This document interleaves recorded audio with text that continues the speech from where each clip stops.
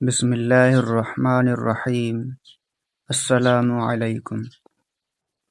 بنی اسرائیل کا ایک قصاب اپنی پڑوس کی کنیز پر عاشق ہو گیا۔ اتفاق سے ایک دن کنیز کو اس کے مالک نے دوسرے گاؤں کسی کام سے بھیجا۔ قصاب کو موقع مل گیا اور وہ بھی اس کنیز کے پیچھے ہو لیا۔ جب وہ جنگل سے گزری تو اچانک قصاب نے سامنے آ کر اسے پکڑ لیا اور اسے گناہ پر آمادہ کرنے لگا۔ جب اس کنیز نے دیکھا کہ اس قصاب کی نیت خراب ہے تو اس نے کہا، اے نوجوان، تو اس گناہ میں نہ پڑ۔ حقیقت یہ ہے کہ جتنا تو مجھ سے محبت کرتا ہے اس سے کہیں زیادہ میں تیری محبت میں گرفتار ہوں۔ لیکن مجھے اپنے مالک حقیقی عز و جل کا خوف اس گناہ کے ارتکاب سے روک رہا ہے۔ اس نیک سیرت اور خوف خدا عز و جل رکھنے والی کنیز کی زبان سے نکلے ہوئے یہ الفاظ تاثیر کا تیر بن کر اس قصاب کے دل میں پیوست ہو گئے، اور اس نے کہا، جب تو اللہ عز و جل سے اس قدر ڈر رہی ہے تو میں اپنے پاک پروردگار عز و جل سے کیوں نہ ڈروں؟ میں بھی تو اسی مالک عز و جل کا بندہ ہوں۔ جا، تو بے خوف ہو کر چلی جا۔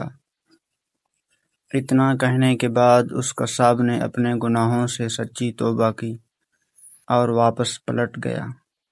راستے میں اسے شدید پیاس محسوس ہوئی، لیکن اس ویران جنگل میں کہیں پانی کا دور دور تک کوئی نام و نشان نہ تھا۔ قریب تھا کہ گرمی اور پیاس کی شدت اس کا دم نکل جائے۔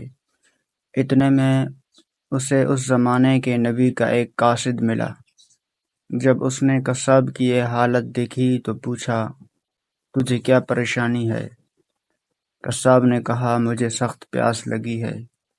یہ سن کر قاصد نے کہا، ہم دونوں مل کر دعا کرتے ہیں کہ اللہ عز و جل ہم پر اپنی رحمت کے بادل بھیجے اور ہمیں سیراب کرے، یہاں تک کہ ہم اپنی بستی میں داخل ہو جائیں۔ قصاب نے جب یہ سنا تو کہنے لگا، میرے پاس تو کوئی ایسا نیک عمل نہیں جس کا وسیلہ دے کر دعا کروں۔ آپ نیک شخص ہیں، آپ ہی دعا فرمائیں۔ اس قاصد نے کہا، ٹھیک ہے، میں دعا کرتا ہوں، تم آمین کہنا۔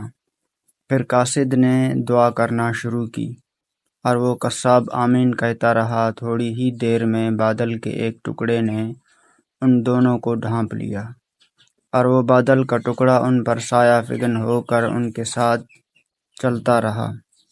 جب وہ دونوں بستی میں پہنچے تو قصاب اپنے گھر کی جانب روانہ ہوا اور وہ قاصد اپنی منزل کی طرف جانے لگا۔ بادل بھی قصاب کے ساتھ ساتھ رہا۔ جب اس قاصد نے یہ ماجرا دیکھا تو قصاب کو بلایا اور کہنے لگا، تم نے کہا تھا کہ میرے پاس کوئی نیکی نہیں اور تم نے دعا کرنے سے انکار کر دیا تھا۔ پھر میں نے دعا کی اور تم آمین کہتے رہے، لیکن اب حال یہ ہے کہ بادل تمہارے ساتھ ہو لیا ہے اور تمہارے سر پہ سایہ فگن ہے۔ سچ سچ بتاؤ، تم نے ایسی کون سی عظیم نیکی کی ہے جس کی وجہ سے تم پر یہ خاص کرم ہوا ہے؟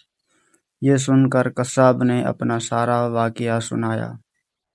اس پر قاصد نے کہا، اللہ عز و جل کی بارگاہ میں گناہوں سے توبہ کرنے والوں کا جو مقام و مرتبہ ہے وہ دوسرے لوگوں کا نہیں۔